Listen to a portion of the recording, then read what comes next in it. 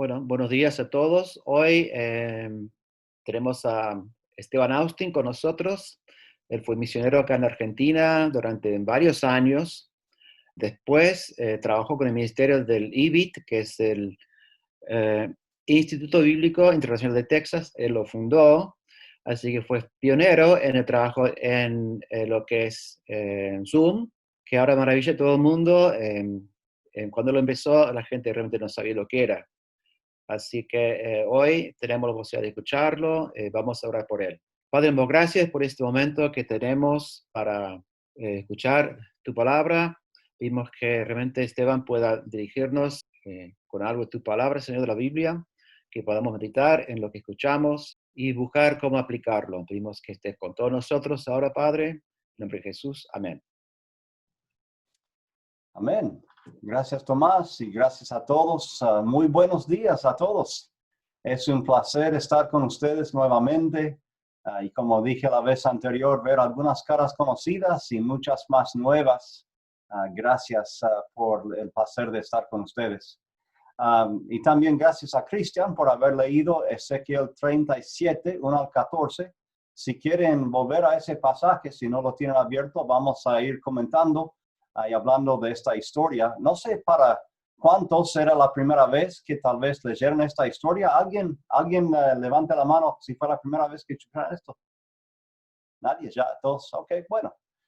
Si es nueva, pues es sorprendente la historia. Es algo muy diferente a lo que normalmente leemos en muchos textos. Pero creo que tiene un mensaje muy importante para nosotros hoy en día. Entonces quisiera compartir la pantalla. Creo que pueden verla ya ahora. Y déjenme arreglar mi escritorio aquí. Si tienen algún comentario o pregunta, es parcialmente, supongo, un mensaje como prédica y también a la vez un poco como clase. Si hay comentarios o preguntas, también puedo mirarlas en el chat.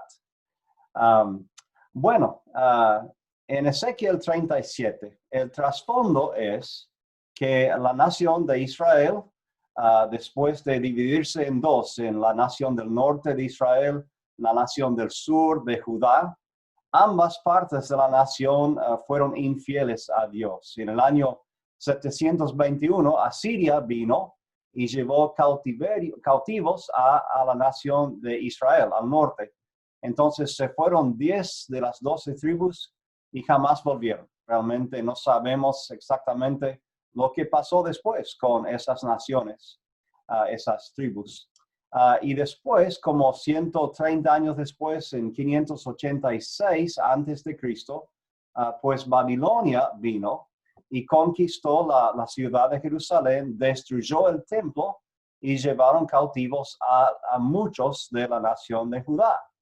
Entonces, cuando Ezequiel recibe esta visión de Dios, él está con las personas de Judá en Babilonia y están estancados en sus vidas espirituales. De hecho, no saben qué tipo de vida espiritual tienen.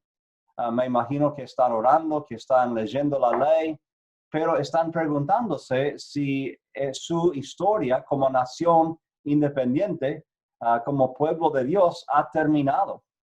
Realmente han sufrido mucho. Muchos han dejado de creer en Dios, me imagino. Algunos recuerdan el pacto y las promesas con Dios, pero no saben si Dios todavía está con ellos. Tal vez algunos dudan, otros tal vez cínicos. Entonces, ese es el contexto de este mensaje que recibe Ezequiel. Entonces, si miramos ya otra vez hacia el principio, la primera pregunta que hace Dios a Ezequiel es si estos huesos podrán revivir. ¿Vivirán también estos huesos otra vez? Y Ezequiel dice, bueno, Señor, tú lo sabes. Dice que están completamente secos por un largo tiempo. O sea, no es que es un cuerpo recién matado y ahí está ahí con sangre y todo. Ya han pasado semanas o meses o hasta años y este valle está totalmente lleno de huesos completamente secos, dice. O sea, no había vida en estos huesos por mucho tiempo. Entonces Ezequiel dice, bueno, yo no sé, para mí están muertos, yo no puedo hacer nada. Pero tú, Señor, tú sabes si puede haber vida otra vez en estos huesos. Entonces hay cierta progresión aquí que vemos en esta historia. De hecho, empieza cuando Ezequiel profetiza según el mandamiento de Dios. Y de hecho, profetiza 2 veces. La primera vez, dice aquí, profetiza sobre estos huesos. Y siempre me parecía algo curioso eso, ¿no? Tengo la imagen de Ezequiel ahí frente a los huesos y está mirando y tal vez se siente ridículo hablando a huesos, pero ¿quién me está escuchando? ¿Qué efecto tendrán estas palabras? Estoy hablando a huesos secos.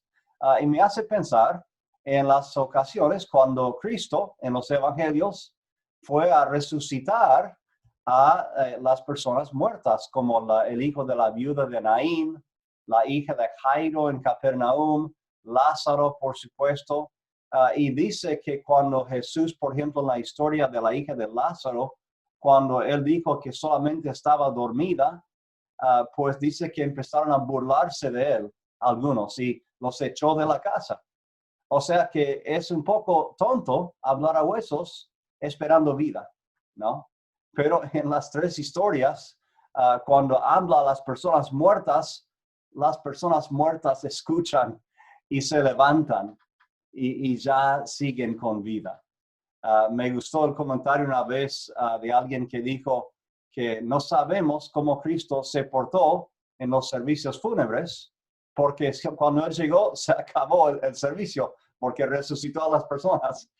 Y me gusta eso, porque es así. Cuando está Cristo, pues ya está la vida eterna. Entonces, Ezequiel está aquí profetizando sobre estos huesos muertos. Y también nos viene a la mente la historia de la creación del mundo, porque ahí está presente Dios en la creación. Dice Juan 1 que Jesús también está presente en la creación y dice que el Espíritu de Dios está presente en la creación. Entonces, cuando Dios habla y dice que haya luz o que haya lo que sea, pues hay respuesta, porque en Dios está la vida y de Él sale esa vida. Entonces vemos ese poder operando aquí y dice que los huesos se unen con un ruido. Dice, y la palabra aquí es una palabra interesante. Es la palabra en hebreo kol, ¿ok? Pero tiene varias traducciones posibles. Una traducción es ruido, como vemos aquí. Otra traducción es voz, ¿sí? Y también otra es trueno. Ahora, les recuerdo la historia de Juan capítulo 12, cuando Jesús estaba por terminar su vida y dice que ya llegó el momento de mi sacrificio. Y dice, Padre, glorifica tu nombre. Y ahí el texto dice que llegó una voz del cielo y dice, lo he glorificado y lo glorificaré otra vez.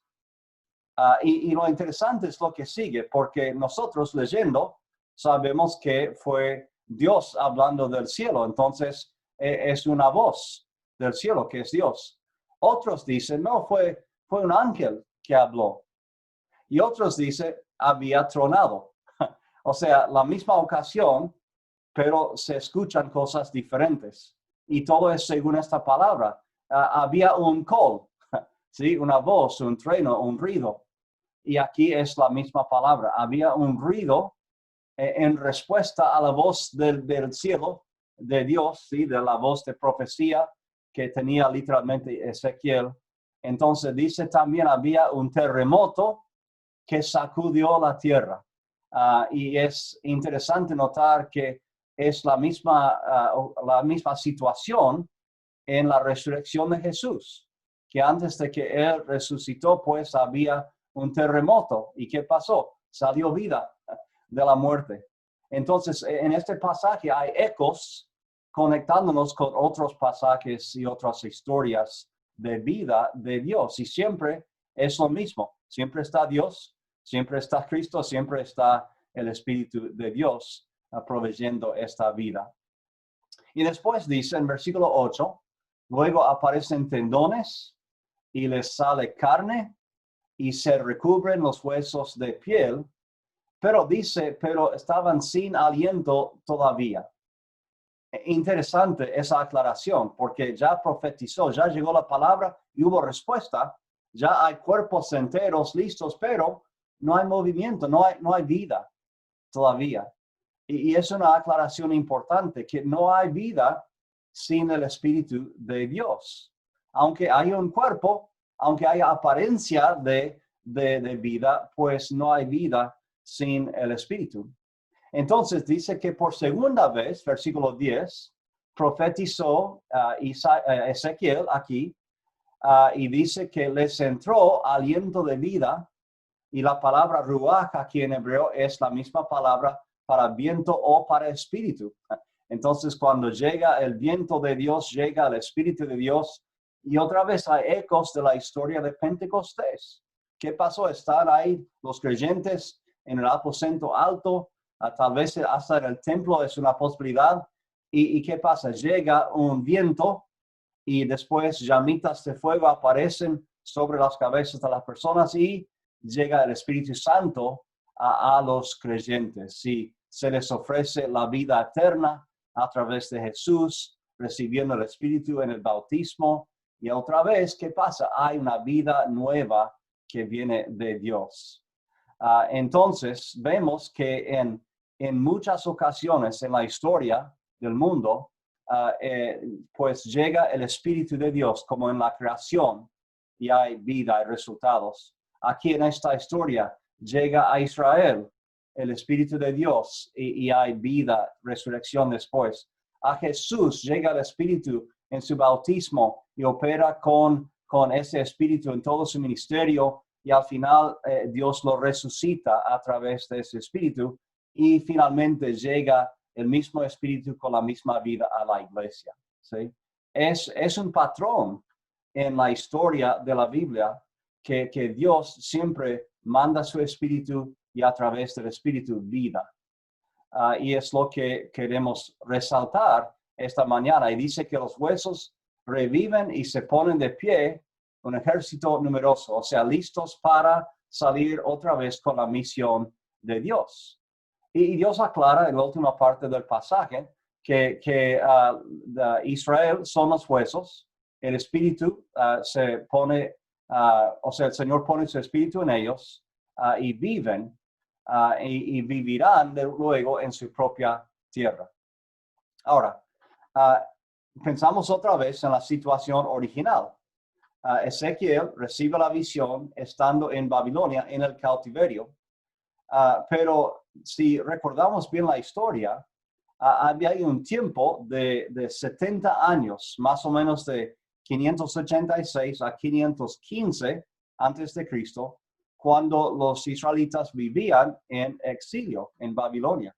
Y Jeremías había aclarado, van a pasar 70 años antes de que lleguen otra vez a este país los exiliados. Y fue así, que 70 años después, en 515, empezaron a llegar para construir el templo y luego los muros y restablecer la ley. O sea que ocurrió tal cual como Dios dijo. Pero fíjense que Ezequiel probablemente no vio esa restauración a Israel. Probablemente murió antes, porque si vivía antes del exilio y era adulto en este tiempo, pues es probable que no haya vivido hasta la vuelta del exilio. Y muchos que están escuchando esta promesa, esta visión, tampoco vieron, o si lo vieron, algunos no volvieron. Dice que no todos volvieron del exilio, pero un grupo sí luego, pues cumplió la promesa de Dios, y Dios obra en ellos. Entonces nosotros, leyendo la historia, sabemos que Dios hizo la promesa de resucitar y después la cumplió. Pero muchos de ellos nunca lo vieron y tal vez seguían cínicos. Bueno, Y Dios dijo que íbamos a volver, entonces, ¿dónde está esta resurrección? Y se ponen cínicos. Pero Dios es fiel y Dios cumple. Ahora, yo quiero seguir hablando de nosotros ahora. ¿Qué vemos nosotros en esta historia? Es posible, hasta muy probable, muy cierto, que nosotros hayamos estado en ese valle de huesos muertos. ¿Sí? Personalmente, en la vida personal, tal vez en la vida profesional, nos hemos sentido muertos y sin vida, sin esperanza. Tal vez en el matrimonio, tal vez en nuestras relaciones y amistades, tal vez en la iglesia, tal vez nos hemos sentido muertos en una iglesia estancada y muerta. No sé la situación de cada uno de ustedes, pero así pasa a veces.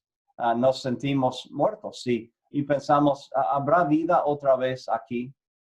¿Se puede restablecer esta relación que tengo que es importante, pero parece que está muerta? Es posible eso, ¿no? Entonces, quiero que se fijen en sus vidas para ver lo que creen ustedes que está muerto. Y quiero decirles esta mañana que con Dios y su Espíritu todo es posible.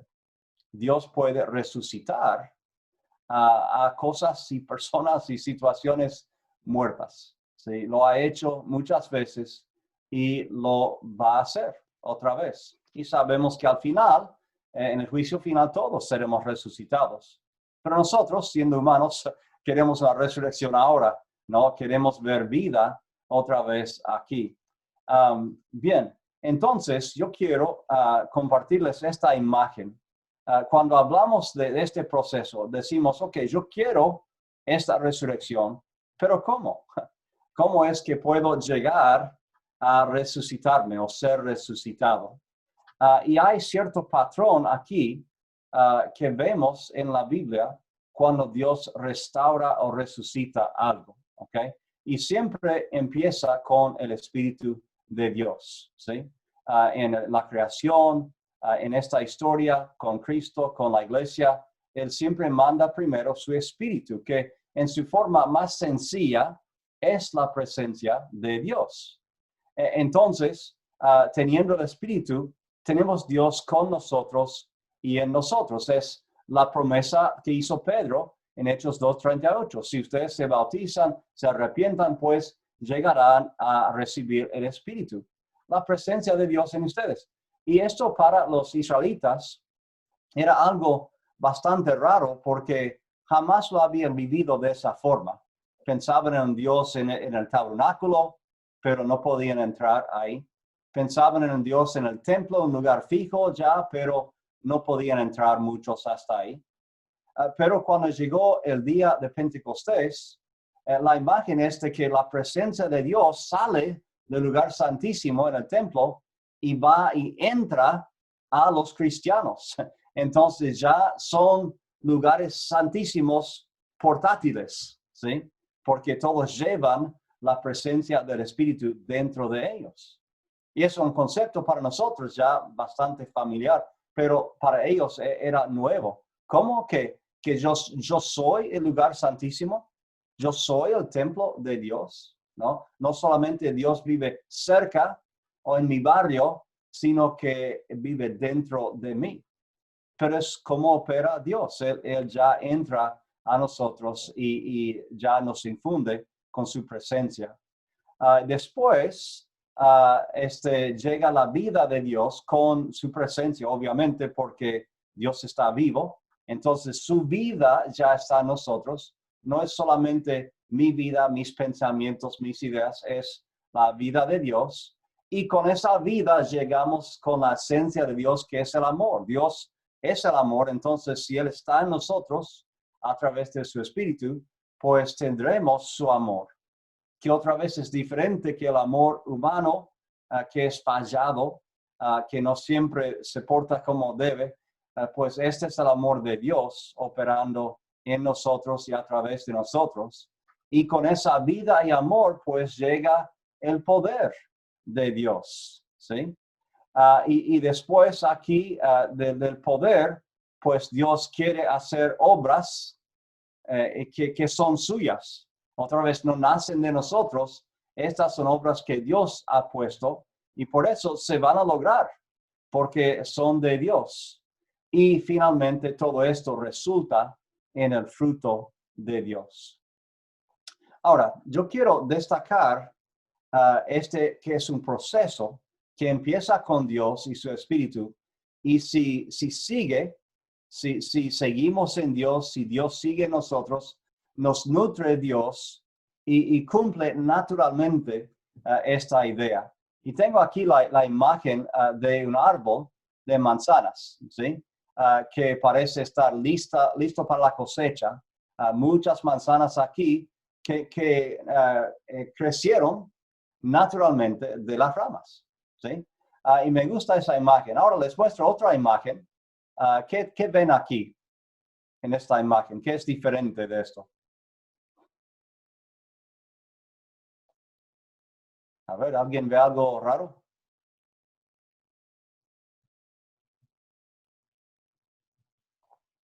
Es un examen. No pensaban tener un examen el día domingo. Ok, si pueden ver un poco arriba aquí, ven que esta manzana está colgada de la rama, pero está pegada con cinta scotch. ¿Sí? O sea que no está naturalmente saliendo de la rama, está ahí, alguien la compró y le pegó con cinta a la rama y de una distancia parece que, bueno, es una manzana linda, qué bueno. Pero tal vez ni es un árbol de manzanas, tal vez es otro tipo de árbol y he pegado un fruto ahí para que luzca bien. Pero realmente no es natural, no salió naturalmente de la rama. Y yo sugiero a ustedes esta mañana que a veces puede ser así con nosotros, ¿sí? Que nosotros sintiendo esa muerte, esa necesidad de vida, a veces nos desesperamos y empezamos a trabajar de muchas formas para generar una vida propia de nosotros, ¿sí? Y buscamos hacer más trabajo y buscamos hacer más estudios bíblicos para producir más bautismos y tener más asistencia en la iglesia y tenernos más programas y actividades, pues eso seguramente trae a vida y estamos ahí trabajando, pero nos hemos olvidado que el crecimiento y los resultados no vienen de nosotros, ¿sí? No es natural. Nosotros no tenemos la fuente de vida por nosotros mismos, ¿sí? En vez de tratar de generar más números con más actividades, que en sí son buenas, o sea, no estoy en contra de estudios, bautismos, asistencia, actividades, estoy a favor, pero que salgan naturalmente del proceso que tenemos con Dios, ¿sí? En vez de enfocarnos en hacer más actividades, ¿qué tal si nos enfocamos en volver a conectarnos con la fuente de vida? Jesús en Juan 15 habla de esto con la vid y los pámpanos, ¿sí? Dice que si ustedes están en mí, si permanecen en mí, que habla de algo continuo, no es solamente un momento en un servicio, un momento de lectura.